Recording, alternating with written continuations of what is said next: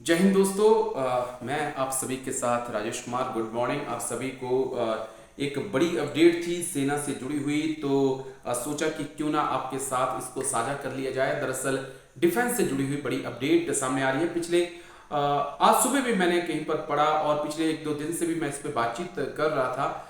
तो इसमें कहा गया है कि अग्निपथ के बाद प्रधानमंत्री मोदी भारतीय सेना की संख्या में कटौती करने जा रहे हैं। लगभग 13 लाख की फौज को 9 लाख कर दिया जाएगा। फिर उसके बाद जब ये खबरें सूत्रों के हवाले से आना शुरू हुई तो मैंने डिफेंस एक्सपर्ट से भी बात की, तो उनकी तरफ से यही कहा गया कि हाँ ऐसा है और इस प्लान पे जो है गवर्नमेंट काम कर रही है।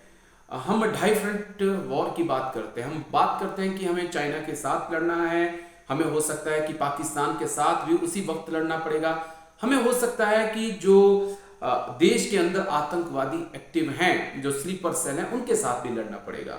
तो उसके लिए लगभग हमें 13 लाख फौज की जरूरत है। लेकिन क्या जब ये फौज हटकर 9 लाख हो जाएगी तो क्या हमें फिर एक ही फ्रंट पे लड़ना होगा? सवाल है मेरा कि क्या 9 लाख फौज के से आप ढाई फ्रंट वॉर लड़ पाओगे? क्योंकि चीन और पाकिस्तान की यारी सबको पता है, और देश के अंदर जो मिलिटेंट हैं, स्लीपर सेल हैं, उनका भी आपको पता है कि वो पाकिस्तान के इशारे पर काम करते हैं। तो चलिए, ये सवाल बाद का है, लेकिन सूत्रों के हवाले से खबर जरूर आ रही है कि प्रधानमंत्री मोदी ये फैसला ले सकते हैं लगभग। और फिर जब मेरी डिफेंस एक्सपर्ट से बात हुई तो उन्होंने कहा कि फैसला लगभग लिया जा चुका है, और ये जो अग्निपथ योजना है इसके तहत कोशिश यही है कि अगले 10 साल के अंदर जो है सेना की संख्या कम की जाए और सेना को लगभग 13 लाख से 9, साढ़े 9 या 10 लाख तक पहुंचाया जाए, यानी कि 3 से 4 लाख की सैनिकों की संख्या में कटौती की जाए। और ये बड़ी अपडेट सामने आ रही थी क्योंकि इस वक्त लगभग 13 लाख के आसपास सेना के जवान हैं, और अब कोशिश हो रही है कि 9 लाख के आसपास कह सकते हैं सेना को रखा जाए। अब इसके पीछे जब पूछा गया कि ऐसे क्या कारण है कि अचानक से एक वक्त था जब कहा जाता था कि हमने ढाई फ्रंट वॉर पे लड़ाई लड़नी है, और अब कहा जा रहा है कि हम सेना को कम करेंगे। तो इसके पीछे तर्क ये दिया जा रहा है कि सेना को हमने मॉडर्न बनाना है, सेना को हर आधुनिक हथियार के साथ हमने लैस करना है, और उससे ताकि सेना जो है इफेक्टिव तरीके से जो है लड़ाई लड़ सके। यही कारण है कि अग्निपथ के जरिए जो है एक शुरुआत कर दी गई है सैनिकों की संख्या को कम करने की। इरादा सरकार का अगले 10 साल के अंदर सेना को कम करने का है।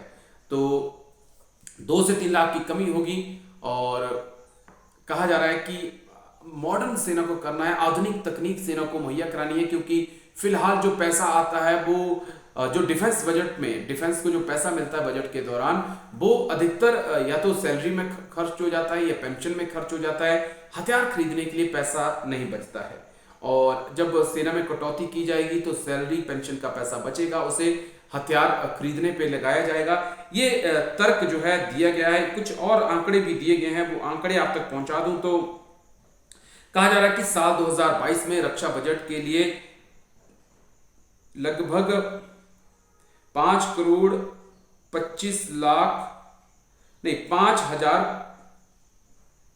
ये आंकड़ा थोड़ा सा ज्यादा है, मैं एक बार फिर से इसको क्लियर कर लेता हूं।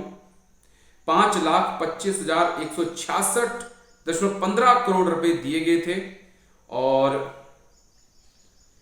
जब सब कुछ बांट दिया गया तो सरकार के पास यानी कि सेना के पास बच जाते हैं सिर्फ 1,52,369.61 करोड़ रुपए हथियार खरीदने के लिए। ये एक मोटा मोटा आंकड़ा जो है वो सामने आया है, जिस कारण जो है कोशिश की जा रही है कि सैनिकों की संख्या में कमी की जाए, पेंशन जो है उसे भी कम किया जाए, ताकि जो पैसा बचे उससे हथियार खरीदेंगे। लेकिन जब बड़े बड़े एक्सपर्ट से आप बात करते हैं तो वो यही कहते हैं कि मैन बिहाइंड द मशीन, यानी कि हथियार चलाने के पीछे जो मैन है, जो सोल्जर है, वो हथियार से ज्यादा जरूरी है। क्योंकि जंग को किस दिशा में जाना है, कैसे जीतना है, वो हथियार नहीं, वो सोल्जर निर्धारित करता है जो उस हथियार को चला रहा है।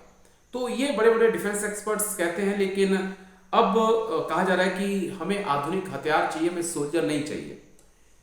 सोल्जर 3 लाख आप कम कर देंगे, 4 लाख कम कर देंगे, उनकी भरपाई क्या मॉडर्न हथियार कर पाएंगे? और सिनेरियो बदल रहा है, देखिए बहुत सारी चीजें बदल रही हैं। आप रूस की जंग को देखिए, रूस के पास भी बहुत बड़ी सेना थी और यूक्रेन के पास छोटी सेना थी, लेकिन फिर भी लगभग 4 महीने हो गए दोनों देशों के बीच जंग चलते हुए। हम नहीं कह सकते कि रूस ने जीता है। तो हम उस परिप्रेक्ष्य में भी दे सकते हैं कि अगर आपके पास तकनीक है, सेना बेशक आपके पास कम है लेकिन तकनीक आपके पास मजबूत है, तो आप जंग जीत सकते हैं। अब इसको ऐसे भी देख सकते हैं कि रूस के पास भी तकनीक कमजोर नहीं है, रूस के पास भी हम उसी से हथियार खरीदते हैं। यूक्रेन के पास तकनीक ये भी हो सकता है कि कमजोर थी, टेक्नोलॉजी कमजोर थी। रूस के पास आधुनिक टेक्नोलॉजी थी, लेकिन यूक्रेन के पास वो सैनिक थे, उनके अंदर वो मादा था कि मैंने देश के लिए लड़ना है और किसी भी हालत में हमने देश के लिए हार नहीं देखनी है। तो आज आप वो भी देख सकते हैं कि 4 महीने हो गए, रूस को कह सकते हैं कि नाको चने चबा दिए हैं यूक्रेन में। तो चलिए इस पे भी कभी वीडियो बनाएंगे हम, लेकिन सेना को लेकर बात हो रही थी। तो सेना की संख्या में मोदी सरकार कटौती करने जा रही है। 13 लाख की सेना 9 लाख के आसपास पहुंचा दी जाएगी और इसी के तहत अग्निपथ को लाया गया है और अगले 10 सालों के अंदर 3 से 4 लाख सोल्जर कम करने का प्लान जो है मोदी सरकार बना चुकी है। बहाना यह है कि देने के लिए, पेंशन देने के लिए सरकार के पास पैसा नहीं है, सैलरी देने के लिए पैसा नहीं है और ये जो पैसा बचेगा उससे हम मॉडर्न हथियार खरीदेंगे। लेकिन मॉडर्न हथियारों को चलाने के लिए जो मैन बिहाइंड द मशीन होगी वो कहाँ होगा, ये बहुत बड़ा सवाल है। और जब सेना के लिए पैसा नहीं है तो मुझे आज भी ये समझ में नहीं आता है कि एक दिन के लिए सांसद चुनने के बाद ताउम्र पेंशन देने के लिए पैसा है, लेकिन जब बात सेना की आती है तो देश के पास पैसा नहीं है। चलिए बहुत बहुत शुक्रिया आपका मेरे साथ जुड़ने के लिए। आप कमेंट करके अपनी राय जरूर दे सकते हैं, मुझे आपकी राय का इंतजार रहेगा। अगर वीडियो आपको काम का लगे तो आप जरूर शेयर करें, चैनल को सब्सक्राइब भी करें और कमेंट करके अपनी राय भी दें। जय हिंद।